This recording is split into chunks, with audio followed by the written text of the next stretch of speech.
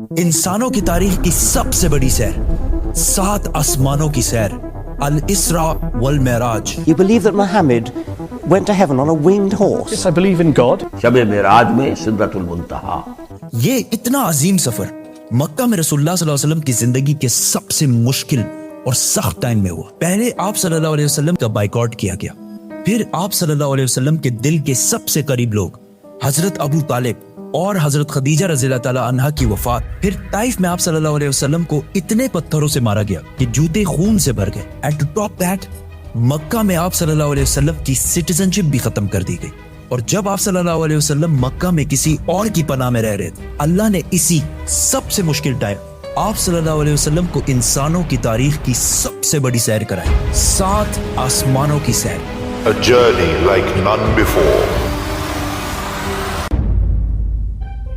ये 7 आसमानों का सफर नबूवत के 11वें साल में हुआ, which means almost बिल्कुल मिडल में। और ये सफर रसूलुल्लाह सल्लल्लाहु अलैहि वसल्लम की जिंदगी का टर्निंग पॉइंट था। 7 आसमानों के इस सफर से पहले आप सल्लल्लाहु अलैहि वसल्लम मक्का में बहुत सख्त जिंदगी गुजार रहे थे, लेकिन इस सफर के डायरेक्ट बाद आप सल्लल्लाहु अलैहि वसल्लम ने मदीना हिजरत फरमाई, जहां एक नई रियासत के लीडर और बादशाह के तौर पर उनकी जिंदगी बिल्कुल बदल गई।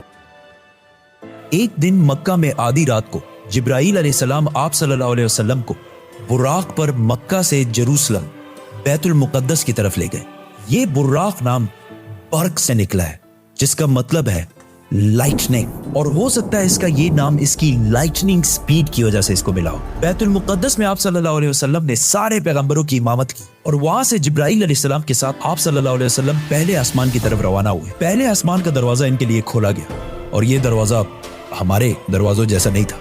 पहले आसमान में आप सल्लल्लाहु अलैहि वसल्लम की मुलाकात आदम अलैहिस्सलाम से हुई। उनकी राइट साइड पर जन्नत के लोग और उनके लेफ्ट साइड पर जहन्नुम में लोग थे। आदम अलैहिस्सलाम यूनिवर्स के पहले इंसान और दुनिया के सारे इंसान इन्हीं की औलाद हैं, और आदम अलैहिस्सलाम का जिक्र कुरान में 25 दफा हुआ है।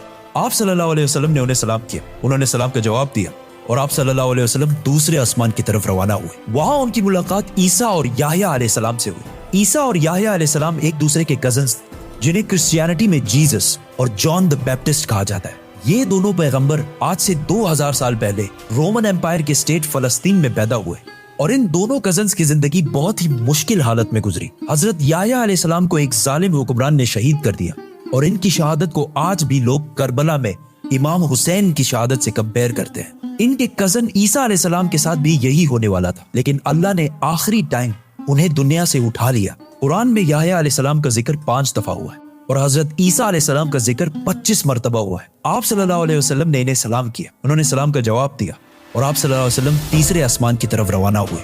वहां उनकी मुलाकात यूसुफ अलैहिस्सलाम से हुई। यूसुफ अलैहिस्सलाम आज से ऑलमोस्ट 3600 साल पहले फलस्तीन में पैदा हुए, एंड वी ऑल नो कि कैसे वो वहां से इजिप्ट, जो उस जमाने का सुपर पावर था, उसके वाइस रॉय मतलब बादशाह के बाद सबसे ताकतवर वजीर बने। ये ऐसे था कि आज कोई यूके का प्राइम मिनिस्टर बने।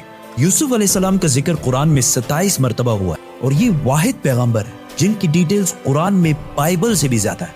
आप सल्लल्लाहु अलैहि वसल्लम ने उन्हें सलाम किया, उन्होंने सलाम का जवाब दिया, और आप सल्लल्लाहु अलैहि वसल्लम जिब्राईल अलैहिस्सलाम के साथ चौथे आसमान की तरफ रवाना हुए। वहां उनकी मुलाकात इदरीस अलैहिस्सलाम से हुई। इदरीस अलैहिस्सलाम दुनिया के पहले इंसानों में से थे। आदम अलैहिस्सलाम और शीत अलैहिस्सलाम के बाद इदरीस अलैहिस्सलाम को इंसानों का तीसरा नबी माना जाता है, और दुनिया में सबसे पहले जुल्म के खिलाफ जिहाद इन्होंने ही किया था। इदरीस अलैहिस्सलाम को दुनिया का पहला साइंटिस्ट भी समझा जाता है, क्योंकि उन्होंने पहली दफा दुनिया में पेन कलम यूज किया था। पहली दफा आसमान में स्टार्स और प्लैनेट्स की मूवमेंट को ऑब्जर्व करके इंसानों की जिंदगी आसान बनाई थी। इदरीस अलैहिस्सलाम का जिक्र कुरान में 2 मरतबा हुआ है। आप सल्लल्लाहु अलैहि वसल्लम ने इन्हें सलाम किया, उन्होंने सलाम का जवाब दिया, और आप सल्लल्लाहु अलैहि वसल्लम 5वें आसमान की तरफ रवाना हुए। वहां आप सल्लल्लाहु अलैहि वसल्लम की मुलाकात हारून अलैहिस्सलाम से हुई। जब मूसा अलैहिस्सलाम पैगंबर बने, तो उन्होंने अल्लाह से दुआ की कि मेरे भाई हारून को भी मेरे इस मिशन में शामिल करें। तो इस तरह हारून अलैहिस्सलाम भी पैगंबर बने।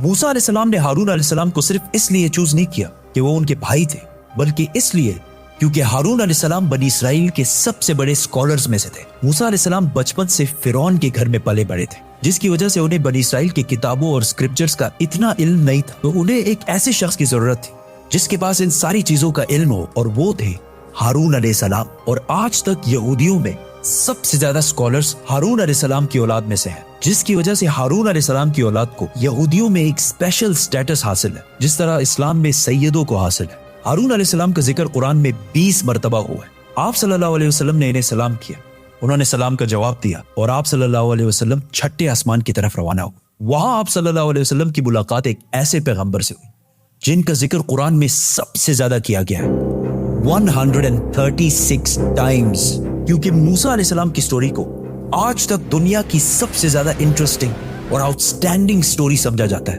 और आज भी बुक्स, कॉमिक्स और इवन हॉलीवुड की सबसे बड़ी फिल्म्स मूसा अलैहिस्सलाम की स्टोरी से कहीं ना कहीं इंस्पायर्ड होती है, जैसे कि Superman, Harry Potter and many others. ये सारे स्टोरीज बिलियंस ऑफ डॉलर्स कमा चुके हैं। And I was like, come on, this is Musa alayhi salam's story. हुआ ऐसे कि जब यूसुफ अलैहिस्सलाम मिस्र के प्राइम मिनिस्टर बने तो उन्होंने अपने 11 भाइयों को भी इजिप्ट में आबाद किया और काफी जनरेशंस तक